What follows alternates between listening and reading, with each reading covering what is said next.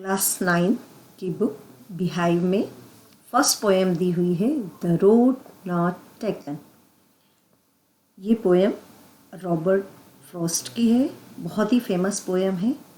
और इसमें मेन जो चीज़ बताई गई है कि रोड नॉट टेकन, रोड से ज़िंदगी के जो हमारे लक्ष्य हैं उनमें से हमें अलग अलग लक्ष्य में से कौन सा चूज़ करना है, ये कई बार हमारे साथ स्थितियाँ आती हैं, तो उसी के बारे में बताया है। तो सबसे पहले देखते हैं इसका बैकग्राउंड क्या है, ये जो पोएम है वो क्यों फेमस है। और सबसे पहली बात है कि ये जो पोएम है ये इसकी एक हिस्ट्री है पूरी कि Frost spend the year 1912 to 1915 in England, where among his acquaintance was the writer Edward Thomas. तो ये जो राइटर हैं ये 1912 से 1915 तक इंग्लैंड में रहे, और जहाँ पर इनके जो दोस्त थे वो भी एक राइटर थे, उनका नाम था एडवर्ड थॉमस। आगे क्या होता है, Thomas and Frost became close friends and took many walks together. After Frost returned to New Hampshire in 1915, he sent Thomas an advance copy of The Road Not Taken. Thomas और Frost की दोस्ती बहुत अच्छी थी और वो दोनों साथ में कई जगह पे जाते थे। जब फ्रॉस्ट न्यू हेमिस्फेयर वापस आए 1915 में, तब उन्होंने थॉमस को ये जो उनकी पोएम है रोड नॉट टेकन, इसकी एक कॉपी उन्होंने भेजी थी। दोस्त थे तो उन्होंने भेजी थी। ये आप जो लेफ़्ट साइड में देख रहे हैं ये तो आप पहचान ही गए कि ये हमारे पोएट हैं रॉबर्ट फ्रॉस्ट, और ये जो राइट साइड में आप देख रहे हैं ये हैं उनके फ्रेंड एडवर्ड थॉमस। अब इसके बाद क्या होता है, Thomas took the poem seriously. Thomas ने जो अपने दोस्त की भेजी हुई पोएम थी इसको बहुत ही सीरियसली ले लिया और पर्सनली ले लिया। And it may have been significant in Thomas' decision to enlist in World War I. चूँकि इस पोएम में आप देखेंगे कि किस तरीके से जो पोएट हैं वो कहते हैं कि कई लोग होते हैं जो पहले से जो आसान रास्ता होता है या जो लोग जिस रास्ते पे हमेशा चलते हुए रहते हैं वो सरल होता है, लेकिन जो रास्ता लोगों ने नहीं चुना हुआ होता है जिसमें चैलेंज होता है, तो वो रास्ता वो अपना बताते हैं कि मैंने वो रास्ता चुना। तो ये इससे बहुत प्रभावित होते हैं उनके दोस्त, और वो भी ऐसा ही एक डिसीजन ले लेते हैं सबसे अलग हटके, और वो वर्ल्ड वार फर्स्ट में शामिल हो जाते हैं। Thomas was killed 2 years later in the battle of eras.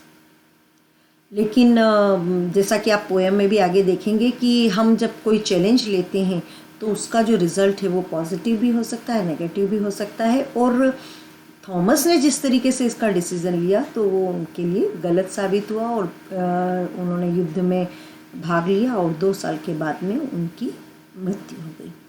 तो इसलिए ये इस पोएम को ज़्यादा याद किया जाता है।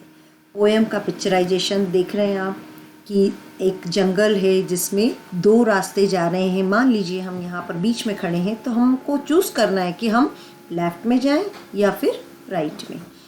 तो इसी पे ये बेस्ड पोएम है, बहुत ही ब्यूटीफुल पोएम है। देखिए, 2 roads diverged in a yellow wood, and sorry I couldn't travel both, and be one traveler long I stood and looked down one as far as I could to where it bent in the undergrowth। तो सबसे पहली एक और इसकी विशेषता ये है poem की कि ये जो आप पूरा देख रहे हैं, ये जो 5 लाइनें हैं, ये पूरी 5 लाइन मिलकर एक सेंटेंस बना रही हैं। कितना बड़ा ये सेंटेंस है इसमें, तो ये एक ब्यूटी है इस पोएम की। अब देखिए, 2 roads यानी 2 सड़क, डाइवर्ज यानी 2 अलग अलग भिन्न दिशाओं में, in yellow would. Yellow would, would यानी लकड़ी होता है, लेकिन वुड मतलब किसको बताया गया है, जंगल को। ये जो पूरा जंगल है, और कैसा बताया है, येलो वुड। येलो का मतलब क्या है, जब पत्तियां सूखने लग जाती हैं तो वो पीली पड़ जाती हैं। तो निश्चित रूप से ये ऑटम सीज़न की यहाँ पर बात की जा रही है कि ऑटम सीज़न में जब पोएट देखता है जंगल में जाकर तो उसे 2 सड़कें दिखती हैं, 2 अलग अलग दिशाओं में जाती हुई। And sorry I couldn't travel both, और जैसा कि होता ही है हम 2 रास्तों पर एक साथ तो जा नहीं सकते, तो पोएट कहता है कि सॉरी मैं दोनों रास्तों पर एक साथ नहीं जा सकता। And be one traveller long I stood, और अकेला यात्री होने के कारण, है ना, ट्रैवलर यानी यात्री, अकेला यात्री होने के कारण लॉन्ग आई स्टूड, लॉन्ग का मतलब लंबे समय तक, आई स्टूड यानी मैं खड़ा रहा। कहाँ खड़ा रहा? दोनों रास्तों के बीच में, यहाँ कि कहाँ जाऊँ, मैं तो दोनों रास्तों के बीच में मैं अकेला खड़ा रहा ये सोचकर कि कहाँ जाऊँ।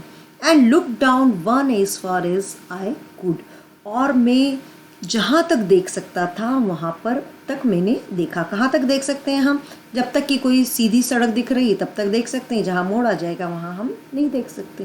तो इस तरीके से पोएट कहते हैं कि मैं जितना दूर देख सकता था मैंने देखा।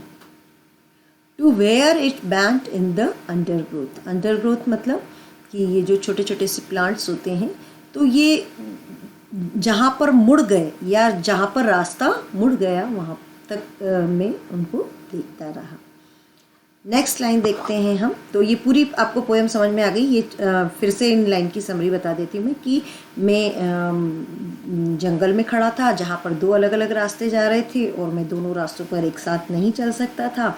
अकेला यात्री होने के कारण मैं लंबे समय तक खड़ा रहा और जितनी दूर तक मैं देख सकता था वहाँ तक, और जब तक कि रास्ता मुड़ नहीं गया तब तक मैं वहाँ तक देखता रहा। आगे क्या होता है?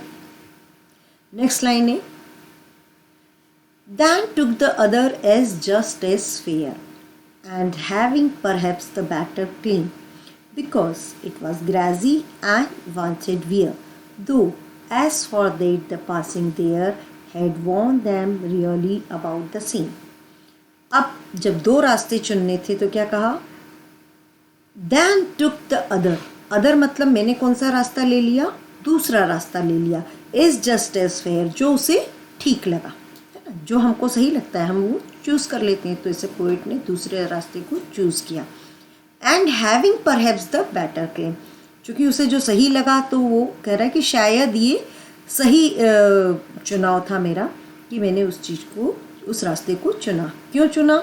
इसके आगे वो कारण भी बताते हैं। बिकॉज यानी क्योंकि, it was grassy and wanted wear, क्योंकि वो जो रास्ता था वो कैसा था? उस पर ग्रास, ग्रास यानी घास, घास उगी हुई थी। एंड वांटेड वियर मतलब वांटेड वियर यानी उसके ऊपर कोई चला हुआ नहीं था और वो चाहता था कि उसके ऊपर, घास के ऊपर कोई चले, है ना। यानी वो रास्ता, सिंपल शब्दों में हम कहें तो वो एक ऐसा रास्ता था जिस पर कोई चला ही नहीं था, जिस पर घास लगी हुई थी, तो वो बिल्कुल फ्रेश लगी हुई थी और उसको देख के ही लग रहा था कि इस रास्ते से कोई भी नहीं गया होगा। दो is for that the passing there had warned them really about the same, हालांकि आगे वो ये भी कहते हैं कि कोई ये ज़रूरी नहीं कि उस रास्ते पर कोई नहीं गया होगा, हो सकता है कि वहाँ पर भी से भी कोई गया हो और फिर भी वो दोनों रास्ते कभी कभार एक से भी लग रहे थे। तो इस तरीके से ये जो सेकेंड लाइन है, आप इसका थोड़ा सा पैटर्न भी देखिए ज़रा। ये जो पोएम, ये भी पूरा पांचों लाइन में एक ही सेंटेंस दिया हुआ है और साथ ही इसमें जो हम देखते हैं ज़्यादातर फर्स्ट लाइन और सेकेंड लाइन के राइमिंग वर्ड सेम होते हैं, लेकिन यहाँ पर आप देखना फर्स्ट का किससे मिलेगा? फर्स्ट का थर्ड और फोर्थ से सेम रहेगा। फेयर है तो उसका वियर और देयर, और जो सेकेंड लाइन है उसका राइमिंग वर्ड कहाँ पर आता है? फिफ्थ लाइन में आता है। ठीक है, तो आगे हम पोएम देखते हैं। एक और लाइन में फिर वो क्या कहते हैं? And both that morning equally lay in leaves, no step had trodden black.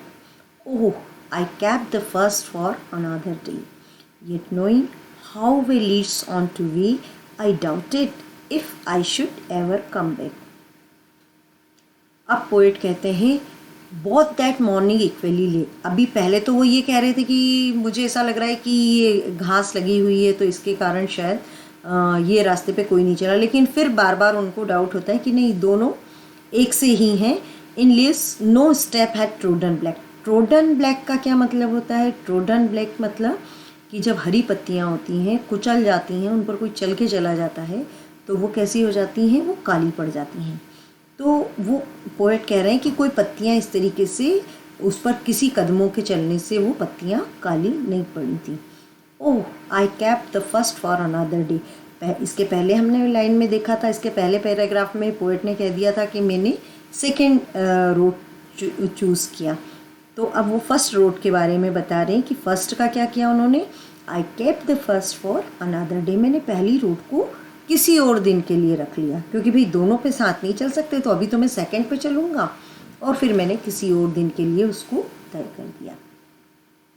Yet knowing how way Leeds on two way, I doubted, अब ये भी नहीं पता how way Leeds on two way, how way Leeds on two way मतलब कि जो एक सड़क है वो कहाँ तक जाती है, कितनी दूर तक जाती है, ये भी पता नहीं चलता। आई doubted if I should ever come back, तो मुझे ये शंका भी है, मुझे संदेह है कि क्या मैं कभी वापस आ पाऊँगा, मतलब ये रास्ता ऐसा ना हो कि इतना बड़ा हो भूल जाए, है ना, और एक सड़क से कहीं दूसरी सड़क निकलती चली जाए, तो मुझे ये भी नहीं पता कि शायद मैं इस अपने मूल स्थान पर कभी वापस भी आ पाऊँगा या नहीं।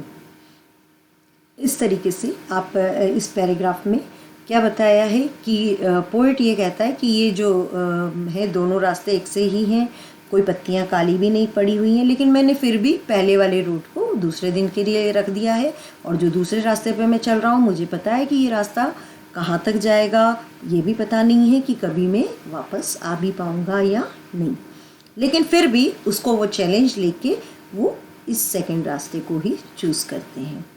ठीक है, तो ये जो पोएम है इसमें ये बताया है, हाँ, ये इसकी तुलना करी गई है जीवन से, कि जीवन में भी हमारे सामने ऐसी स्थिति आती है और हमें निर्णय लेना पड़ता है।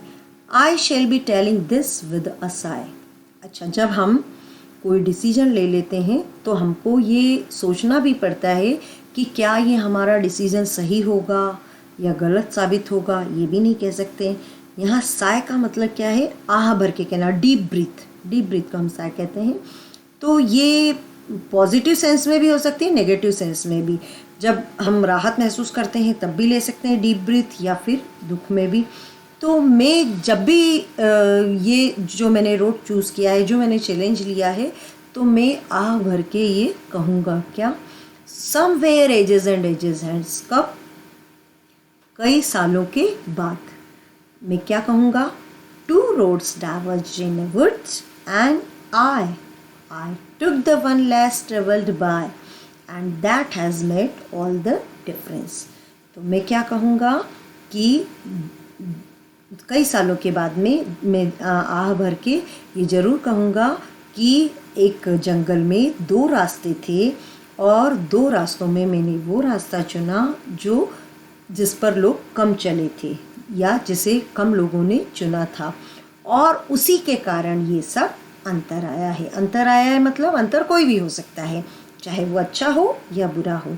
तो इस तरीके से पोएट ने ये कहने की कोशिश की है एक तरह से कि जब हम चैलेंज लेते हैं तो हमारी लाइफ जो है वो आम लोगों से हटके हो जाती है और वही हमको अलग बनाती है।